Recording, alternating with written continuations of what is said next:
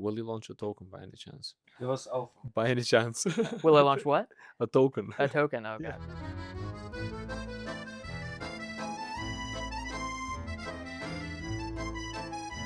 Hello, guys, and welcome back to another episode of Hodl Up. Today with us we have Seth for Privacy from Cake Wallet, and thank you, Seth, for joining us today. Yeah, thank y'all so much for having me. Looking forward to it. Yeah, I mean, before we get into like anything really serious, I would really love to know like your origin story, man. Like in terms of crypto, why did you join crypto, and what attracted you to join this industry, this godforsaken industry? Yeah. Unfortunately, I joined for the same reasons as most people, which was initially like I didn't see any value in the human freedom side of cryptocurrency. I honestly just saw like I was early in my career working in the cybersecurity space, like had more money than I had before, and saw Bitcoin as this like penny stock basically, and saw like it's something I can buy. Oh, and then there's all these other cryptocurrencies, and I can buy more of those and in units of the currency, and just fell down the normal rabbit holes of thinking that it was just like a get rich quick scheme. But thankfully, I lost a lot of money very quickly. As most of us. Yeah. I came in like 2017, 2018, like the height, and then went through the crash. And it actually was like, it was so beneficial to me because it helped, it like forced me to dig deeper and to figure out like, is there actually something more here, or did I just like see the crash of this new thing? It's just the next Beanie Babies, and it's here and it's gone. And I quickly realized that there's actually something useful. Like I've always been a technologist, an enthusiast. I love trying new things. I love digging very deeply into whatever I kind of get my hands onto. And I did that with Bitcoin initially, and it seemed interesting, but I wasn't super sold on like that it would be a critical need, that it would fix a serious problem. It still felt like, okay, well maybe this is really good for savings. Like the digital gold narrative was kind of taking over then, and it kind of clicked. But I kept digging, and I actually found Monero, which is a privacy-centric cryptocurrency. It started in 2014, has a lot of the same kind of like origin story as Bitcoin does. And I actually, again, just to make money, I wanted to mine it. They did GPU mining at the time, so you could build like a GPU mining rig. It would have 6 graphics cards. It was fun just to be able to build it from a hobby perspective. Built it and just got into the community. And honestly, they just kind of took me under their wing and kind of woke me up to the idea of like, not only does privacy matter, which I hadn't been thinking about seriously, despite the surname. Like you think I would take it seriously, but I hadn't been taking it seriously. And then they also showed me, hey, this stuff is only really useful if you can have privacy while you're using it. Like the promises of Bitcoin quite early on were around anonymity, around privacy. Monero was solving for privacy, but that there was a much deeper purpose here, which was that there are people around the world that actually have a desperate need right now for these things. That it's not just like, from my Western perspective, it's not just like a nice to have 401k edition, ETFs, like all this kind of thing, but that there's like critical human freedom at stake, and financial privacy and financial freedom are the underpinnings. If you lose those, you lose all of your other rights. If you have those, you can defend your other rights. So I quickly went like from degen, day trader, deep down the rabbit hole, and became privacy guy, started a podcast, started a blog, started working in the space a few years after that. But yeah, it was a quick rabbit hole for me. Yeah, and I mean, you can tell that we're drifting away from the ethos of crypto in the first place. I mean, I understand that sensible regulation is required, to protect users, but at times it feels like some of these authorities are blind to the not just the possibilities, but also to what this is supposed to be in the first place. And I'm not a huge fan of crypto becoming over institutionalized. Now, I wanted to ask you, like, what led you to creating Cake Wallet? I mean, to joining Cake Wallet, to building the things that you guys have been building. And I understand that you guys were initially more Monero focused, but now you also cover different chains. And so talk to us, man. Yeah, so Vic, our CEO and the founder of Cake, I've known him for a long time, since 2019. He started Cake Wallet in 2018. And the vision at the beginning was really simple. It was, I have a need. I like Monero. No one had published an iOS wallet for Monero at all. So there was a complete gap. And he just thought, oh, I'll step into that gap and fill that. He very quickly realized that one of the biggest pieces that was missing in Monero was, well, the cryptography, the technology was really good.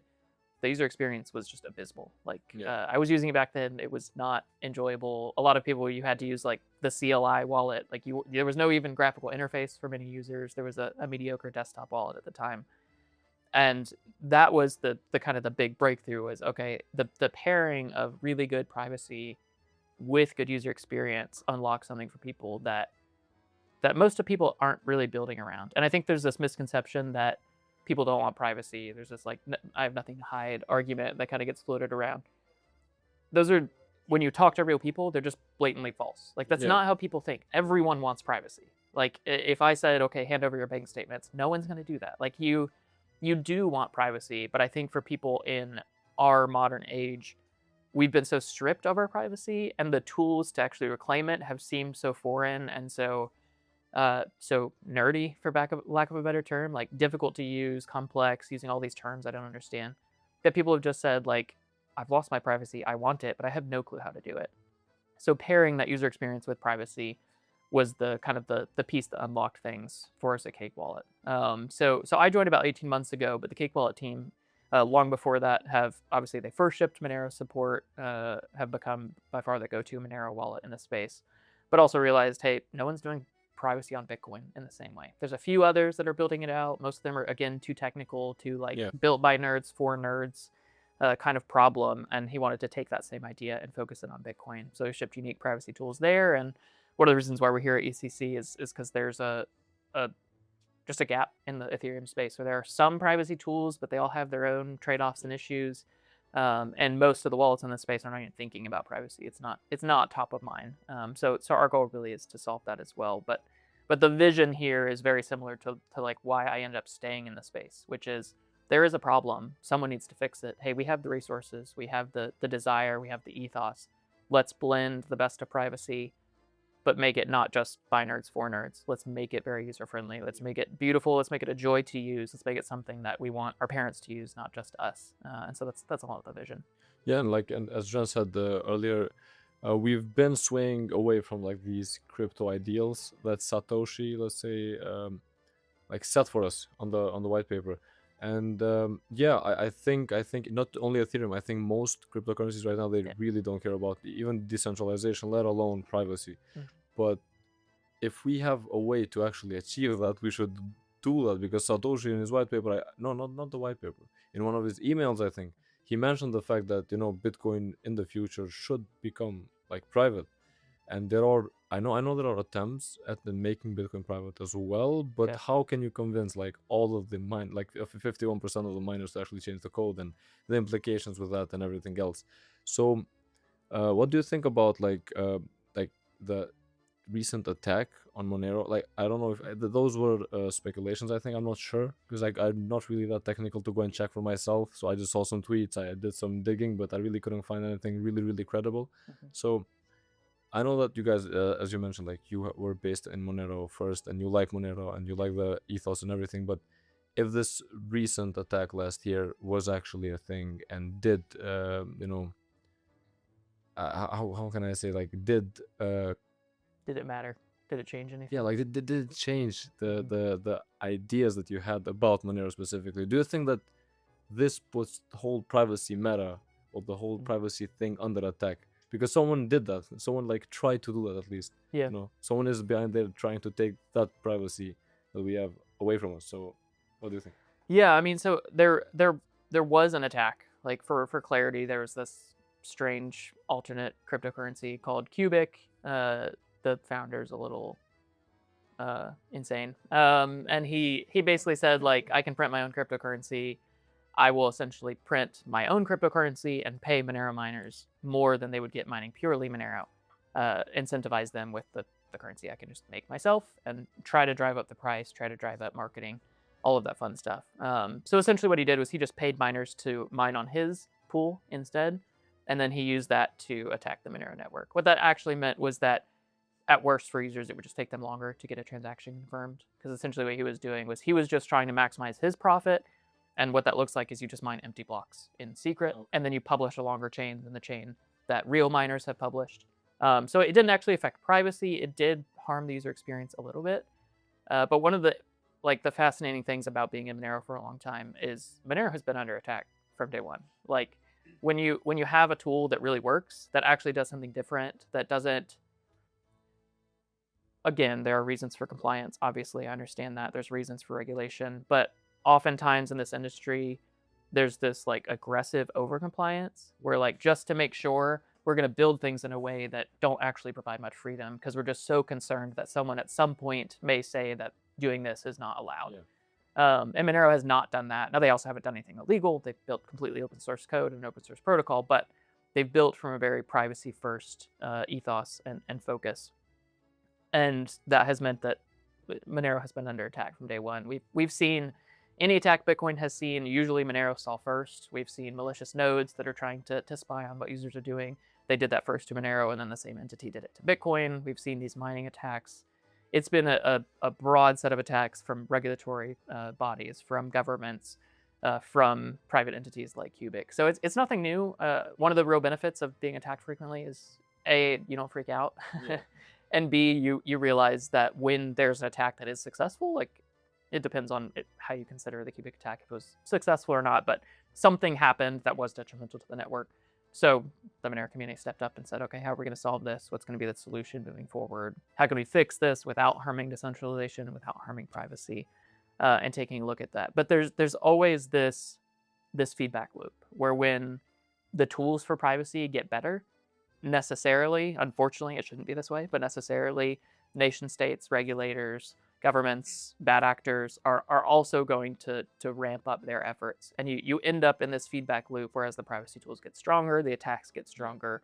And at some point, something has to break. And we're still kind of in that loop, but we've been seeing that with regulatory attacks, with Roman Storm being prosecuted by the DOJ for building Tornado Cash, for Samurai Wallet now going to jail as well. Like, as you build powerful privacy tools, there will be more pushback. But the goal is you empower the individual, you build out this freedom tech, and ultimately that pushes back on tyranny, that pushes back on authoritarianism, and it ends up helping in the end. Yeah, but like when you're talking about privacy, as we know it right now in crypto, if like the authorities don't really like how we're practicing it, what if we use ZK tech to basically stay private while there can't happen any like counter engineering? Like, do you know what I'm trying to say right here? Because the question is too technical for me to even ask.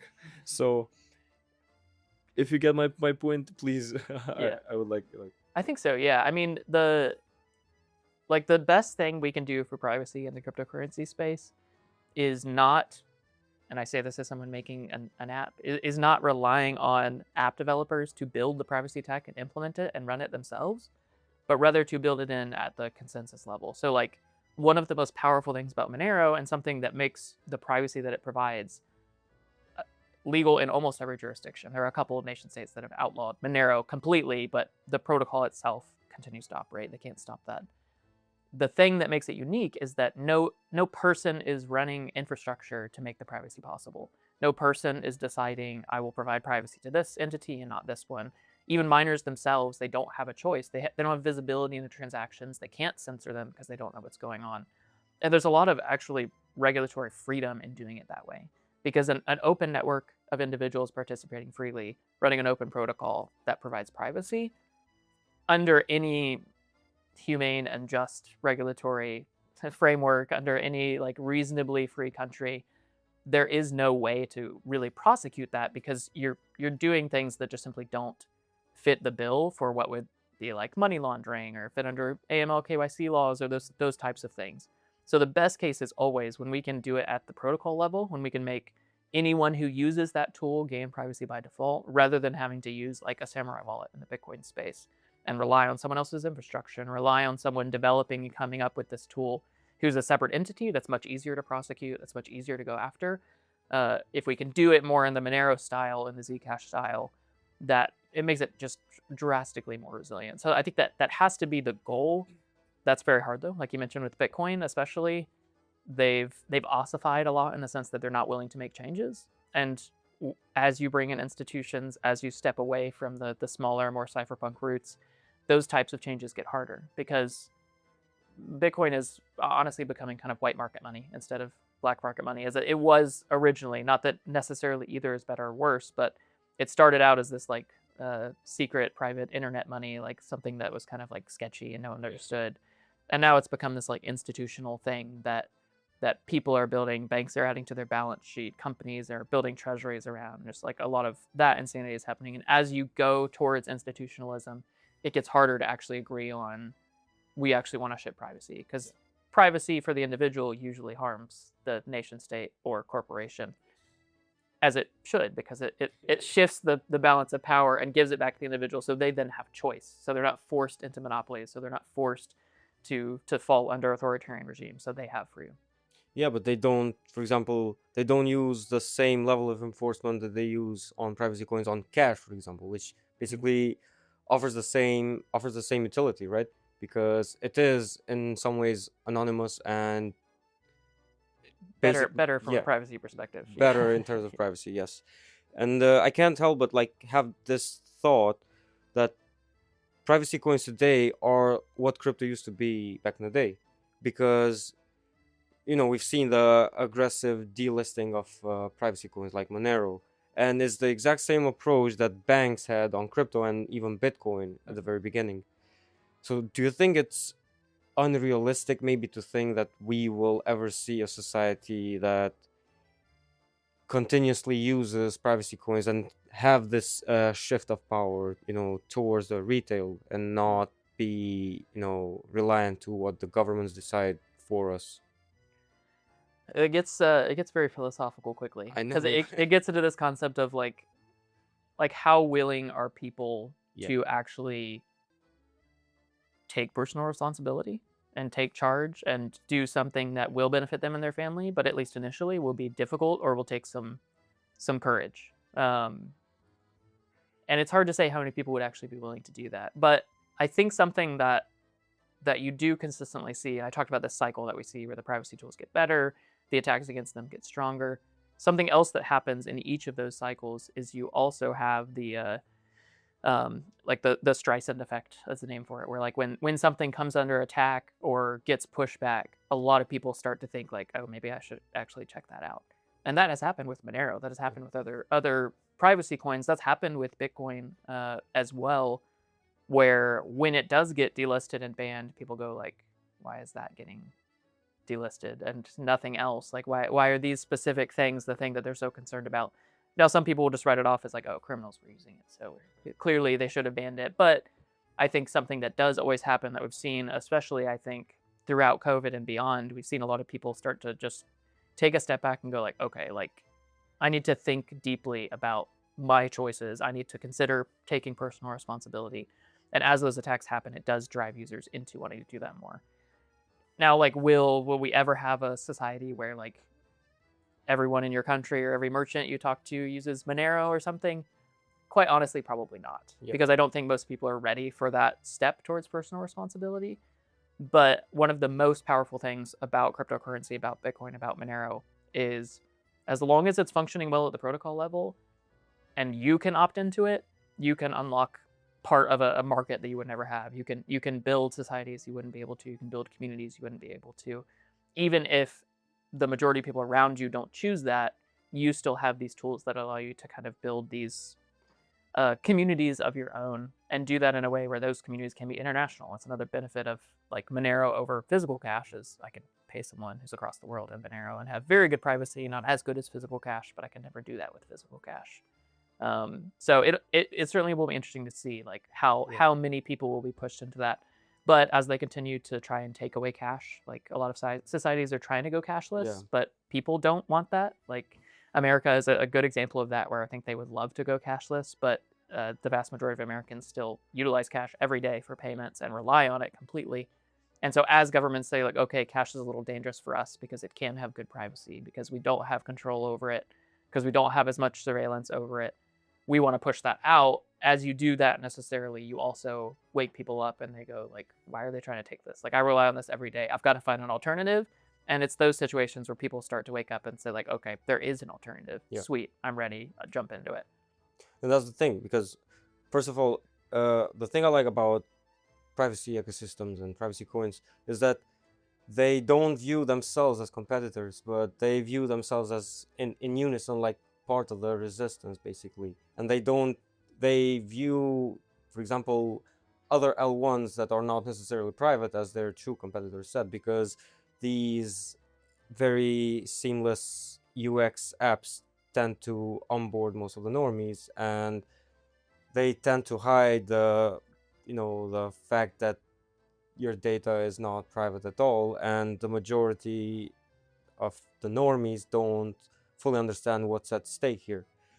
What I do like is, for example, with deep end projects, for example, there's a lot of that you can opt in whether you would want to share information about, for example, a specific location in order to get benefits for that, let's say, tokens or whatever they reward you with. Yeah. Still, it's optional. Users can opt in and opt out whenever they want. Though, in like the trend right now is that you will never have that optionality again, because everything, the first thing yesterday, a guy tried to onboard me in an app, and the very first thing that popped up in his app was to verify my identity.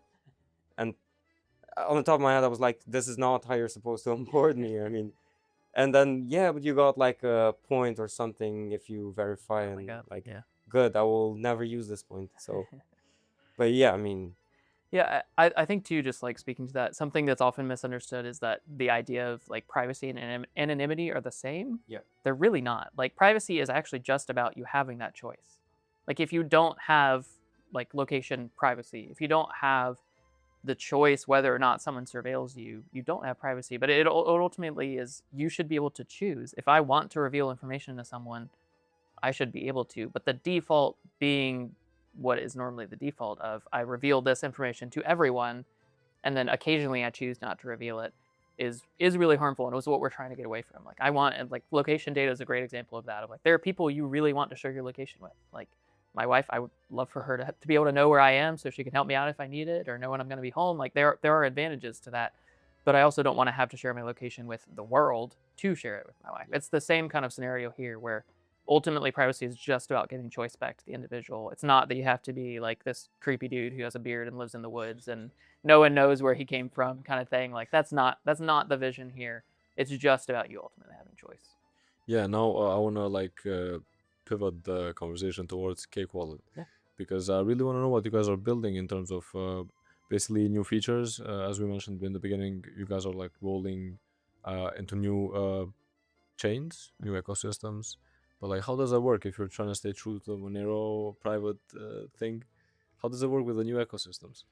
Yeah, I mean it's always kind of a balancing act for us, because something that we don't want to do is be so hardcore that we can't build a product that normies Yeah. want to use. Like we're trying to find the blend where it is user friendly, it is very straightforward, it does have support for that token that you love, but at the same time it gives you good optionality in terms of privacy, where we can often on like EVM chains there's very limited privacy, unfortunately. But also one of the things that I think people don't think about a lot is most of these communities kind of silo themselves. So like Bitcoiners love their Bitcoin only thing, and they build Bitcoin only wallets, and they hate on any wallet that's not Bitcoin only. But it's really a terrible ideology, because you're driving away people who would love to use Bitcoin, but they also would love to use Ethereum, for instance, which is the vast majority of the world loves stablecoins, and many of them would also like to use Bitcoin. But something that is often just totally missed is that Bitcoin wallets don't focus on that side. And then the EVM space, they hate Bitcoin, so then they don't implement Bitcoin. Something we're trying to do is like, we want to funnel users from those more centralized, more controlled, more surveilled chains into places where they can have more censorship resistance, where they can have more privacy, like in Monero, and give them that functionality in one place so that they can seamlessly have their Monero for private spending, their Bitcoin for digital gold, their Tether for paying the merchant down the street, and do that in one place that's going to preserve their privacy as much as possible. So that's a lot of the vision for like adding these other EVM chains, L2s, is we want to meet the people where they're at. If they're using USDT on Tron, like, do I hate Tron? Yes. Is it just completely central and controlled? Like, it doesn't have something to do with Tron specifically, but it's about meeting the people where they're at. And like something that has blown me away is I've gotten more and more connected with the kind of the human rights side of cryptocurrency. And there's a foundation called the Human Rights Foundation, and just like talking to activists that they work with, literally not one was using Bitcoin, not one was using Monero, not one was using Zcash. They're all using USDT on Tron. Come on. It's painful, but when you realize that specifically in a lot of these scenarios, they're not worried about their government surveilling what they're doing or stopping what they're doing, but they have to have a way to move value in and out of the country, and so they need something that's widely accepted, and they use like USDT on Tron. So as painful as it is, like I want to provide that, and I want to say like, hey, you can have a fantastic USDT on Tron wallet here, but it's going to be self-custodial, which most of the others are not. And we're going to let you just be easily able to shift. You need some money for savings, shift it into Bitcoin at a tap. You need some money to be able to spend privately, shift it into Monero at a tap. And give them those tools in one, and stop forcing them to have like 7 apps to cover their different crypto use cases.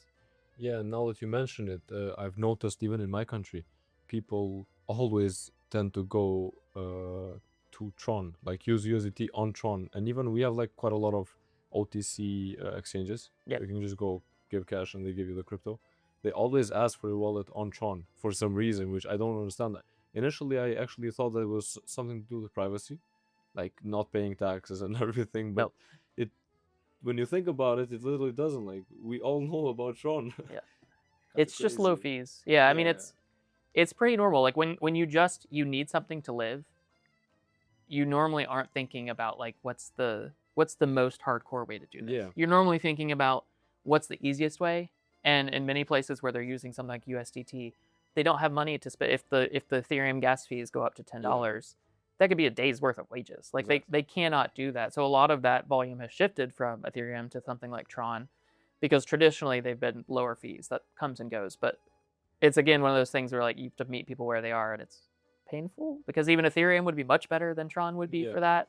The tools they could use, there's some privacy tools they could use Tether in there, but they're going to seek what's the easiest. But we need to meet that and then inform, educate, and draw them into, hey, maybe there's another solution that would pair well with this and not just USDT on Tron. Yeah, and I think like efficiency, price, the cheap chain, like those make the UX better for normies. And I think like I want to ask you, how are you approaching that with Cake Wallet? Because I think that's the main thing when it comes to onboarding people, normies. It's hard to find people who actually care about privacy and the streets, right? Yeah. So at least that will say it. Yeah. At least that will say it. Yes. Yeah. I mean, for us, like the vision, like I said, it started out when we first launched Monero support and realized they just needed like a user-friendly wallet. The vision for us is very much that you will have something that is as user-friendly as possible, that is as simple to use as possible, but also lets you grow with it. So like it's not going to be something where you only have the basic functionality, and if you want to do something more advanced, you're never going to be able to do that in the app. Like we have very advanced things across Bitcoin, across Monero, and EVM chains that'll be coming soon, where we want to enable that, but meeting people where they're at again and trying to make things very user-friendly. But that also looks like on the onboarding process, for instance, a lot of people are really scared away by self-custody, like the seed words, like what are these words? Why do I have to save them? What happens if I lose them? Those sorts of things. Like those are things we really have to solve for. And a lot of the hardcore privacy-centric wallets, the few that exist, more focus on like going even more hardcore and like how can I make it even more private? And that's great, and we're also working on that. But there's also the case of like if you make it so hardcore that no one actually knows about it or no one can use it because it's so complex, it doesn't actually help anybody. Like you have to find that balance of how do we have a good user experience and how do we make it private. And like something we're working on right now is getting away from the 12 seed word thing, the 24 seed word thing, and instead using passkeys. And passkeys are the standard that's just becoming the norm across the internet. Everybody's phone supports them in one way or another. We want the experience to onboarding to a self-custodial wallet. Again, not a custodian. You don't have an account with us or anything like that. But onboarding to a self-custodial wallet will be just as easy as setting up an Amazon account.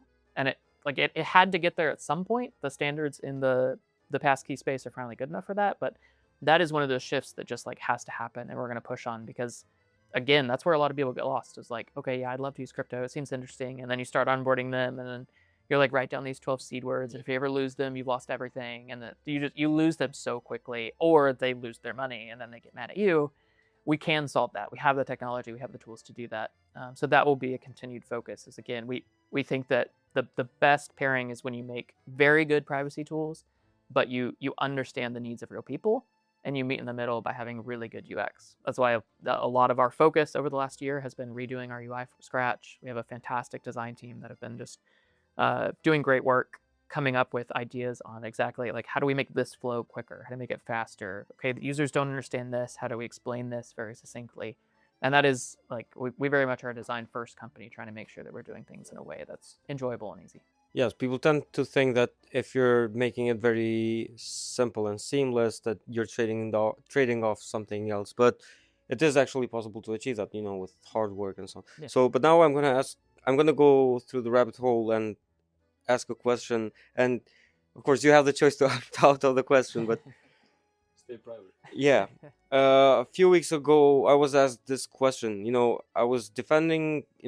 I was actually countering why CBDCs are really bad for us and stuff. And one guy asked me, why are current stablecoins any different from CBDCs? And the point he was making was actually very good. And when you think about it, with all the the recent reporting framework, with the crypto asset reporting framework, the taxation and stuff, and every single transaction that you make automatically be going to the tax authorities and so on and so forth. And also with people having very little attention spans today because of shorts and reels and all this brain rot, and also because of crypto getting away from retail and becoming more institutional. Do you think that maybe all of this has been like systematically designed so that it becomes harder to educate people on why privacy and not being surveilled is important for them?